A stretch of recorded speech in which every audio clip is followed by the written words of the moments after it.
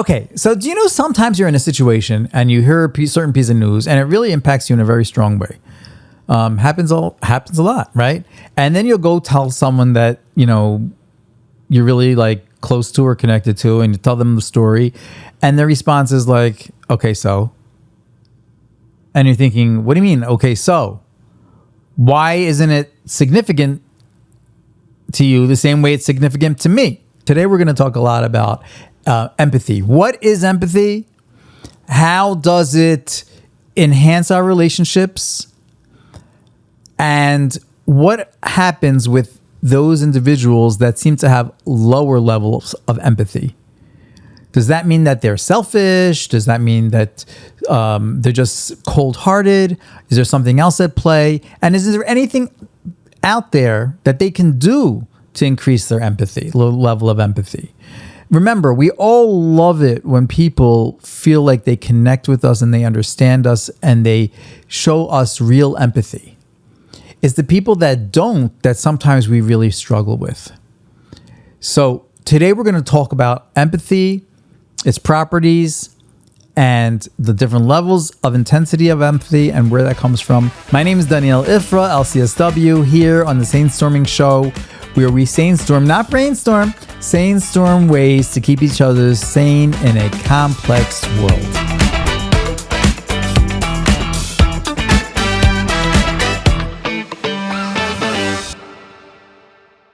So we're going to talk today about low empathy. Low empathy is but before talking about low empathy, we need to first establish what is empathy. Of course, there's different levels of empathy, right? There's a higher level of empathy. There's a lower sense of empathy. But what is empathy? Empathy is basically the ability to feel for another person's experience, for another person's emotional experience. So if someone is feeling extremely happy, lucky, excited, and I can tap into that on an emotional level and feel somewhat of that experience, maybe not directly, but by virtue of the fact that they're experiencing it, I'm able to tap into that on an emotional level, then that's called empathy. Sympathy, on the other hand, sympathy is more or less expressing or showing is the expression of the feeling of empathy. So if I sympathize with somebody, I'm basically expressing to them how I realize that must be so hard, blah, blah, blah, blah, blah.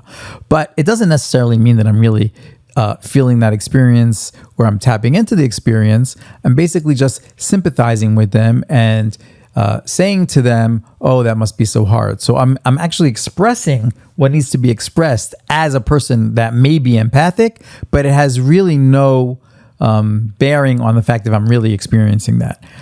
But empathy, on the other hand, is really the heart of it all. Empathy is where you have the person actually feeling for somebody else and actually experiencing on some level what they may be going through, or at least being able to connect to the emotion that they're experiencing as a result. So if a very close friend of yours is getting married and you're at that wedding, chances are, if you have a healthy level of empathy, you're going to really be able to be truly and sincerely tap into his happiness on some level. It's not like you're getting married, but that little element, if you could take a little piece of that, that's sort of what's going on for you on a very minuscule kind of way. So today we're talking about low empathy. Now, when we talk about low empathy, we're primarily referring to the connotation usually is people that sort of like sees things around them and could hear of a piece of very sad news or something like that and have low empathy, meaning it just doesn't hit them so hard. It's like, oh, okay, fine. So I heard that 50 million people died. All right, well, sure. Okay, next. Now, low empathy doesn't have to be that way. It can be on so many different levels, right? How bad do I feel for, or how much does it hit me when the person right across from me suffered a terrible loss, and I know that person well. So what level does it impact me on emotional, in terms of in the emotional realm? So that's the idea of low. So low empathy. Here's the thing. It's like this. The idea that the issue that people have with low empathy is stereotyping low empathy is a result of what we call a person being more narcissistic. Narcissistic basically means selfish. Not in the clinical term. Clinical terms have a whole bunch of different criteria, but when we talk about narcissism or self-centered, selfish, that's what we're referring to. So people that are selfish or self-centered usually do not have a high level of empathy. And it's unfortunate. And those are the people that, you tend to be more what we call cold-hearted. And they just don't care so much for other people. So that's one type of low empathy. We're not going to be talking so much about that low empathy today. We're talking about a person who can be really good, really sincere, yet struggle with being able to empathize with others, which is what we call low empathy. And by the way, we all should be able to connect. We should all be able to empathize with the low empathizer. Because if you think about it, none of us on any level really experience what the other person's experienced to the max. We feel bad for somebody. We can really, our heart goes out to them and we can feel that. But how often can we say that the same impact that person's experiencing and feeling on an emotional level, that we actually carry that same level? That's very few and far between. So, and we can debate if that's even healthy, if that's practical, if that's sustainable, right? If somebody goes around feeling the full level of pain of 5 different people that they encountered that day, we can wonder, is this guy going to make it through the day without having to be put away, going to get on meds? So we can understand the concept of low empathy. We all have our empathy, the threshold for normal empathy is by default not it's only a minuscule or a microcosm of what the other person's experiencing. But when we talk about low empathy, we're talking about even on that level, on the level that we consider to be appropriate empathy in our social circles. Lower empathy would be the person that really doesn't have that same regard. He can have somebody that he knows or somebody who's going through a heart-wrenching situation and it just doesn't impact him. Maybe he'll think about it on a logical, on a more theoretical level, but it's not going to really impact him much. And the concern with that is obviously that if you have somebody who's not really feeling for others, so of course that and then it appears to at least mimic being very selfish and self-centered. But even more than that is if a person doesn't really understand other people and can't relate to other people, they're going to have a very hard time responding and interacting appropriately with other people. So I'll give you just a small example. If, for example, if I have a very low empathy and my child comes home and tells me that somebody picked on him in school and he was crying. So when I have a lower level of empathy, I might answer and respond, well, toughen up, man, right? But if I have an appropriate amount of empathy, I might think to myself, wow, if I was that age and that happened to me, that would be so hurtful. And then I would say, toughen up. No. And then I would just sort of either try to brainstorm or problem solve. And maybe part of it is for that child to toughen up. That could very well be. But it's going to be a very different response. So the question is, where does this low empathy come from? Does it come from someplace? Some people have it more than others. What if we were to peel away the layers, what would we find? And there's a few different things that we have to keep in mind when we talk about empathy. Okay. One of them is abstract thinking, the ability to think in the abstract. People, there are different kinds of things. We have other podcasts that I'm sure have touched upon this in the past, but there is the abstract thinker versus the concrete thinker. The concrete thinker is somebody who thinks in absolute, very clear terms, not great at visualizing things unless they actually see them. Fantasy per se is not their thing. Abstract thinker has an easier time with imagination, has an easier time with thinking about what would be if. So if you think about it, to have empathy can take a certain element of abstract thinking. If a person's a good abstract thinker and they hear of a terrible tragedy that befell somebody, and the first thing that comes to their mind is, oh my gosh, could you imagine what that's like, right? Could you imagine what's that like? Those are the famous words. Could you imagine what that's like? Somebody that has lower level of abstract thinking and more of a concrete thinker is going to struggle with empathy, because when the question becomes, can you imagine what that person's going through? The answer pretty much is no. So that's one piece of abstract thinking. That's one piece of empathy that's important. Another part of empathy that's very important is perspective taking. Being able to see the perspective of others. What I mean by that is that some people can readily or more easier understand that there's different ways of looking at a situation, and as a result of that can understand, okay, I personally look at it like this, but I see how somebody else might view that situation as being different.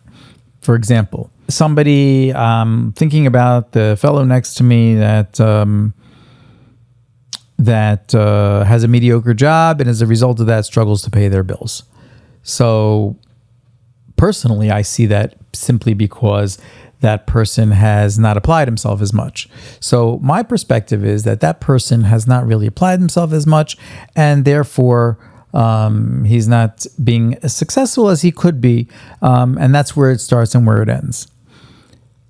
The other thing, though, being able to see the perspective of the others is thinking a little bit more of, well, why isn't that person stepping up to the plate? What's he going through? There must be reasons, or there must be circumstances that caused him to evolve to such a level of function in terms of being able to take the bull by the horns and move forward.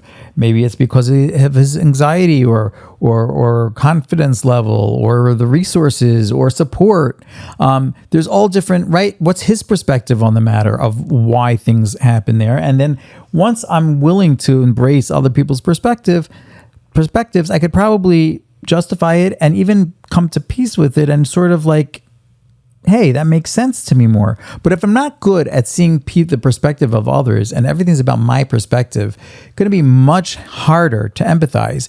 Because if I say, oh, there was, for example, kid got his license. How about this one? Kid got his license yesterday and today he got into a major fender bender, right? So there's two ways. One is, okay, well, that kid needs to go back to school. He shouldn't be driving in the first place. He doesn't know how to drive. Too bad on him, right? But if you're somebody that thinks about the other person's perspective, listen, he's not experienced. You started off not being so experienced as well. And here he is.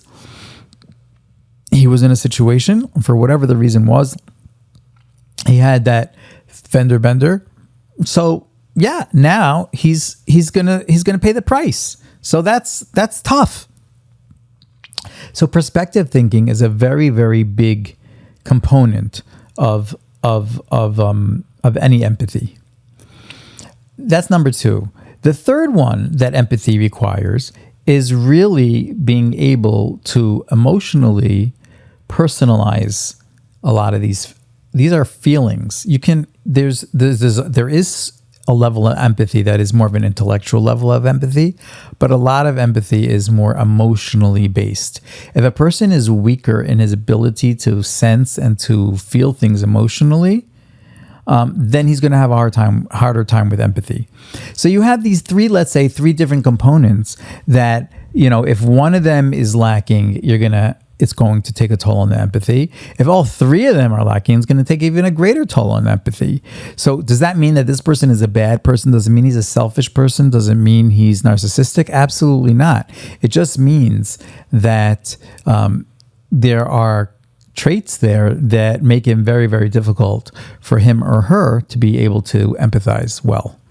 And unfortunately, that results in some very harsh kind of interactions and people feeling that they don't really care, they don't really get it, they're not really with them on an emotional level, they don't really understand me. And the truth is, they probably don't to some level.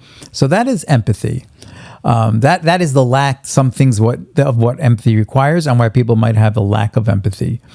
In a nutshell, if you think about all these things in three things and you kind of sort of put it together, one of the big reasons why people don't empathize with others is because they objectify them.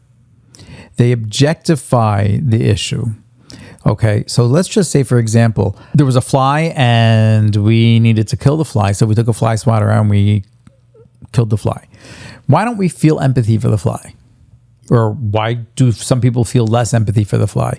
The reason is because we don't look at the fly as a real thing. We look at the fly as basically an object. And the more you objectify something, the further it becomes from being humanistic and personalized. When it's further from being humanistic and personalized, there's less perspective taking, there's less emotional stuff going on, and it's obviously more abstract because it's just an inanimate object. So really, empathy, lack of empathy, low empathy is usually because to some level we objectify the situation and we don't bring it home. So here we are. What is there to be done about that? Is there anything to be done about that? And the answer is yes. There are ways of building up empathy in a gradual way. This is something that we do here all the time here in Aspire. There's no easy formula. But what we need to remember is it's going to require all the things that we're lacking. We need to get those back into whack. We need to work on the perspective taking. We need to work on being more abstract. And number 3 is less and bringing it home. And overall is actually objectifying things less. How do we objectify things less? Well, if every time I killed a fly, I was somehow able to think about, wow, could you imagine if something like that happened to so-and-so? Then it would be a different story because you wouldn't be objectifying the fly anymore, right? If you heard a bad piece of news that happened to someone, and it's sort of like just rolled off your shoulders, but then you stop and thought for a second, hey, what if that very thing actually happened to me? Wow, it's a different experience. It's no longer objectified. That would be the beginning of the journey of getting yourself to a more empathic place that will no doubt enrich your relationships and the connection between you and the people you care about. To kind of hit this home, I want to tell you over a story that I heard that I really think characterizes a lot of this empathy and what it's all about. To drive this home, I'd like to say over a story that I once heard about a great rabbi. And this rabbi lived many years ago he was in the city of Yerushalayim. His name was Rav Chatzkel Abramsky. And the story goes as follows. He was walking to the Beis Medrash like he did every day to learn Torah and to do what it is that he did. And on his way, he encountered a little girl about the age of 5, and she was sobbing. And he stopped and he said, "Little girl, what's the matter? Why are you crying?" And she said, "Because I lost my my toy boat. I had a toy boat and it got lost." So he quickly went into action. He took the girl, he went to the nearest toy store, he stopped everything, all his students stayed back. He went there, nearest toy store, he went and he asked her which kind of boat it was, what did it look like, and he bought her this little toy boat, and she was the happiest girl in the world, and he sent her on her way, and then he continued. And obviously they had a lot of students with a lot of question marks, like, okay, like, is this really the most important thing that we needed to take care of this morning? Like, taking her to a toy store and whatnot. And they said, why would you do something like that? And the rabbi answered back so profoundly. He said, could you imagine for a moment if you had a cargo ship that was coming from overseas and it was everything that you ever had was on that ship, and you just got word that it sunk? How would you feel? So they're like, yeah, but this was a toy. And he said, yeah, but to her, in her world, that toy boat was like a real boat to us. You see? So therefore, it doesn't matter the validity of if the boat was really how much the boat was worth, if the boat really had value or didn't have value. That's not what matters. What matters is her experience. The experience that this girl was experiencing to her toy boat is pretty much akin to the experience we would feel if there was a real boat. So that has to be dealt with, because we're here to understand people and to be able to reconcile things that people go through based on their experience, not our experience, their experience. So if to them this was something very, very meaningful, that's all that matters. There's no difference. And I thought that was chapters and chapters of a book in of itself, because basically what he's teaching us is we need to understand that the bottom line of whether something has merit or not sometimes matters, but when it comes to empathy, that's not what matters, because we're not here to debate whether or not it was something that was worth what we think it should be worth. What we're here to understand is the person's experience that we are observing and that we're trying to connect with. And that is individualized. And that has no bearing on whether or not it's a legitimate kind of tragedy or not. So if we want to understand and we want to be able to empathize better, we need to do a lot less judgment about the validity of what it is that they're worrying about, and really tap into the experience that they're experiencing that they're worried about. So what I want you guys to do for this week is something along the following. I want you to, these things happen all the time. We hear something, we see something, and we just don't think anything of it. You see a homeless guy in the street. Let's just try that. See a homeless guy in the street. We don't think more than a second, if we do think at all. Right? But what happens if next time we would stop and say, you know what? Just think about the fact that if I didn't have a home, what would it be like for me? So imagine this experience of this guy. Maybe he did it to himself. Maybe he's on drugs. Maybe all that. Maybe this, maybe that. But it doesn't necessarily have to matter that much. I can still empathize with the experience.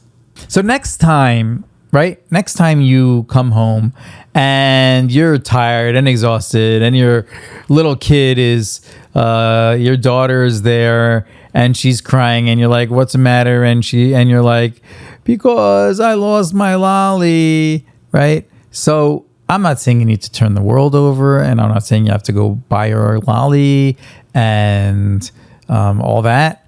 But what I am saying is to stop for a moment right before you dismiss it and say to yourself, if I would have lost something very meaningful to me that was my comfort, that kept me in my comfort level, right? And I had that and I was excited about it and then I lost it, what would it have done for me? Okay, so can I connect with that experience and stop judging her on the superficial aspect of what it really is in actuality? Something to think about. Let me know your thoughts, and if you were able to actually connect to this on any kind of level, and if you were able to bring it into something that happened in your life that you would have probably just waved away, and instead you just took an extra second to think about it, and that in itself can make a huge difference. Thank you all for listening, and we will see you very soon on the next episode of the SaneStorming Show.